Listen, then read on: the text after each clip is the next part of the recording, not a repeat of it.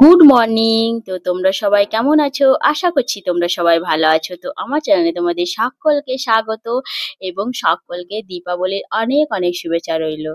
আবার চলে এসেছি একটা নতুন ভিডিও নিয়ে। তো দেখো সকালবেলায় কিন্তু ঘরে চলে এসেছি একদম মিষ্টির একটা প্যাকেট। তো এই মিষ্টিটা কিন্তু হাজবেন্ডের ইউনিটের তরফ থেকে পাঠানো হয়েছে। এবছর কিন্তু খুব সকালবেলায় পাঠিয়ে দিয়েছে। কারণ প্রতি বছর মিষ্টি কিন্তু সন্ধ্যেবেলার দিকে আসে, তো এবছরে সকালে পাঠিয়ে দিয়েছে। আর এই দেখো আমি কিন্তু খুব সকাল সকাল আজকে উঠে পড়েছি। ৫টার সময় উঠে একদম পুরো সকালের সমস্ত কাজ কমপ্লিট করে স্নান টান সেরে একদম পুজো করতে বসে গেছি। আর অনেকগুলো ফুলও উঠিয়ে নিয়ে এসেছি। তো ফুল তুলতে গেলাম সকালবেলায় যখন, তখন ভাবলাম যে একটা জবা ফুল আমি উঠিয়ে আনবো আজকে, যেহেতু কালী পুজো, দীপাবলি, তো মা কালীকে একটা জবা ফুল দেবো। কিন্তু সত্যি বলছি এখানে কোনো জায়গাতে এখানে একটা জবা গাছ পেলাম না আমি। তো সেই হিসেবে সাদা ফুলই নিয়ে এলাম, কি করবো। তো আর একটু ওই আশপাশগুলো গেলে হয়তো জবা ফুলের গাছ পাওয়া যেত, কিন্তু আমাদের এই কাজটাই নেই, মানে আমাদের এই কোয়ার্টারের কাজটাই নেই। তো আমি ওই কোয়ার্টারটার ওই দিক থেকেই সাদা ফুলগুলো উঠিয়ে নিয়ে আসি, তোমরা আগের ভিডিওতেও দেখেছো। তো যা হোক, সাদা ফুল দিয়ে আজকে কিন্তু আমি পুরো মালাগুলো গেঁথে ফেললাম। আর এই দেখো সব ঠাকুরকে কিন্তু আমি পরিয়ে দিয়েছি। আর ওই ওপরে যে গোপালটা আছে, তো গোপাল ঠাকুরের পিকচারটা দেওয়া হয়নি, ওখানে আমি একটা ফুল দিয়ে দেবো। তো সব ঠাকুরগুলো কিন্তু হয়ে গেছে, আর অনেকগুলো ফুলও বেঁচে গেছে, ওগুলো আমি রেখে দিয়েছি। রাতে যখন প্রদীপ জ্বালাবো তখন কিন্তু আমি এগুলো দেবো। তো তারপরে পুজো হয়ে যাওয়ার পর একদম সবাই মিলে চলে এসেছি ছাদে। তো আমি ভাবলাম ছাদে কাপড়গুলো মেলে দিই, আর এই যে চুলটা একটু শুকিয়ে নেবো। নিচেতে তো রোদ নেই ঘরের মধ্যে, আর যেহেতু এখন ঠান্ডা ঠান্ডা পড়ে গেছে, তো পাখা চালানো হচ্ছে না। তো সেই হিসেবে ভাবলাম যে উপরে গিয়ে চুলটা শুকাবো, কিন্তু নিচেতে পাখা চালালে ঠান্ডা লাগছে, আর ছাদে কিন্তু বেশি রোদে গরম লাগছে। তো বেশ খানিকক্ষণ থাকার পর আমরা আর কেউ থাকতে পারিনি, খুব গরম করছিল, সবাই মিলে একদম নিচে চলে এসেছি। তো নিচে আসার পর আমি আবার ভাবলাম চলো দুপুরে রান্না বান্নাটা করে নেওয়া যাক, যত দেরি করবে ততই দেরি হবে।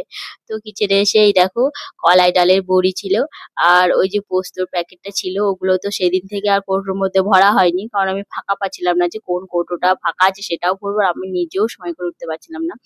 তো ভাবলাম যে চলো আজকে ওগুলো সব ভরে রেখে দিই। আর যখনই আমরা ছুটে যাই তখনই কিন্তু গ্রাম থেকে পোস্ত, কলাই ডালের বড়ি, গোবিন্দভোগ চাল, যেগুলো তো আমাদের ওইদিকে যে জিনিসগুলো খুব ভালো পাওয়া যায়, তো সেই জিনিসগুলো আমরা আসার সময় ওখান থেকে নিয়ে চলে আসি। কারণ এখানে জিনিসগুলো আমার পছন্দ হয় না, পোস্ত, কলাই ডালের বড়িগুলো আমার কেমন কেমন লাগে। তো সেই হিসেবে আমি এখানে কিনি না। ওখানে ওইদিকে ভালো পাওয়া যায়, আর আমি ওখানে জানি, শেষ ওখান থেকে নিয়ে চলে আসি। আর পোস্তটা যেহেতু অনেকটা হয়ে গেছে, এক কৌটো ভর্তি হয়ে গেছে, তো পোস্তটা প্রায় আমার অনেক কয়েক মাস চলে যাবে। তো তারপর আবার এদিকে বড়িগুলো ভরে নিলাম।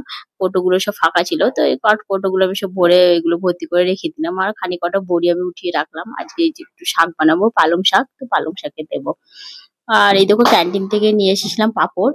তো এটা হচ্ছে আলুর পাঁপড়। তো আমি কোনোদিন এটা আনি না, আমি ওই ফ্রেশ যে, মানে ফ্রেশ বলতে ওই যে তোমার প্লেন যে পাঁপড়টা, যেটা একদম মশলা টশলা কিচ্ছু থাকে না, ওইটা আমার খেতে খুব ভালো লাগে ওই পাঁপড়টা। তো ভাবলাম যে এটা নিয়ে যাই, দেখি ভেজে কেমন হবে। এখন তো জানি না, আজকে তো ভাজা হলো, তারপরে খাওয়ার পর জানতে পারবো যে কি রকম হবে। তো এই দেখো দুপুরে রান্না আমার একদম হয়ে গেছে। আলু পোস্ত করেছি, ডিমের অমলেট করেছি, আর তোমার শাক করেছি একটু ওই কলাই ডালের বড়ি দিয়ে।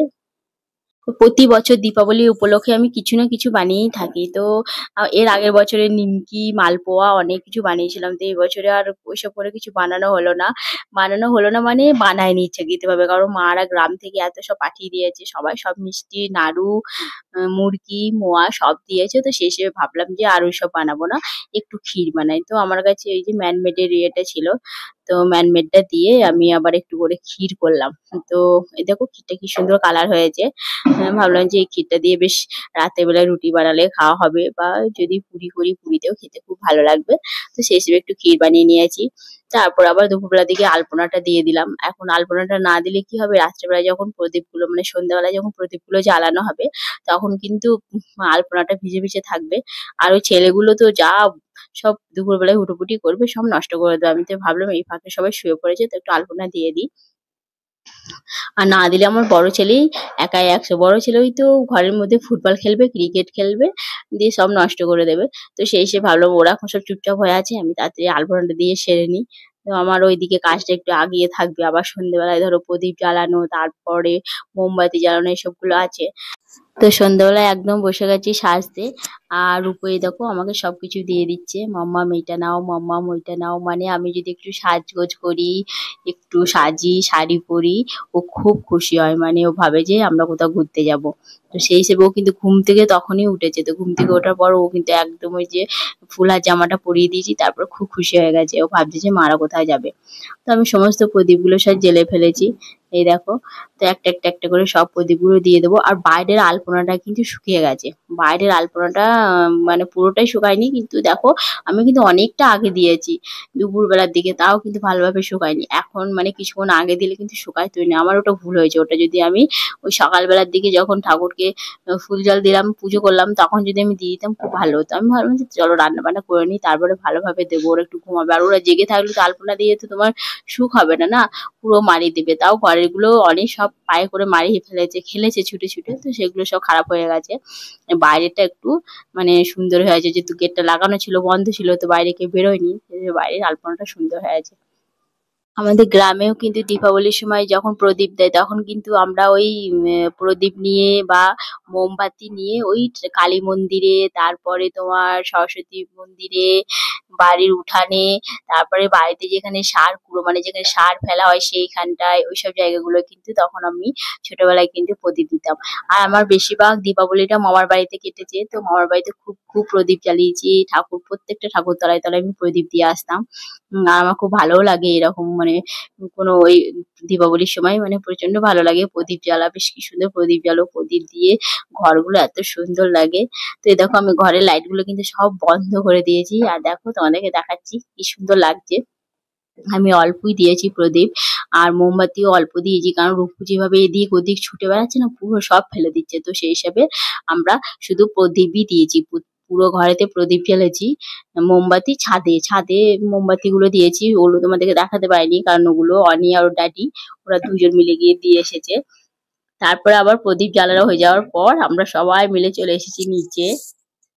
আগের বছর দীপাবলিতে কিন্তু আমরা বাইরে বেরোইনি, কারণ অনি বেরিয়েছিল, ড্যাডি ওরা সব বাজি ফুটিয়েছে, তারপরে ওই দীপাবলির মেলা টেলা দেখেছে, ঘুরেছে। কিন্তু আগের বছরে আমরা একদমই ঘুরতে পারিনি, কারণ তখন রূপো একদম ছোট ছিল।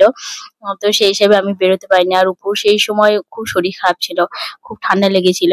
তো এই বছরে বেশ সবাই সুস্থ আছে, আর বেশ সবাই মিলে একসাথে বাইরে বেরিয়েছি, এবং ওরা দুই ভাই মিলে খুব আনন্দ করছে, আমাদেরও খুব ভালো লাগছে। তো ড্যাডি আমি দুজন মিলে ওদেরকে খুব মানে সঙ্গ দিয়েছি একসাথে। আর অনি এগুলো খুব ভালোবাসে যে মা বাবা একসাথে থাকুক, আমাদের সাথে আমাদের সাথে এনজয় করুক, ও খুব পছন্দ করে। তো সবাই মিলে বেশ একসাথে বাজি ফোটানো, তারপরে একসাথে ওই দীপাবলির মেলা দেখা, ঘোরা, দিওয়ালিটা বেশ খুব ভালোই কাটলো, খুব একটা খারাপ কাটেনি।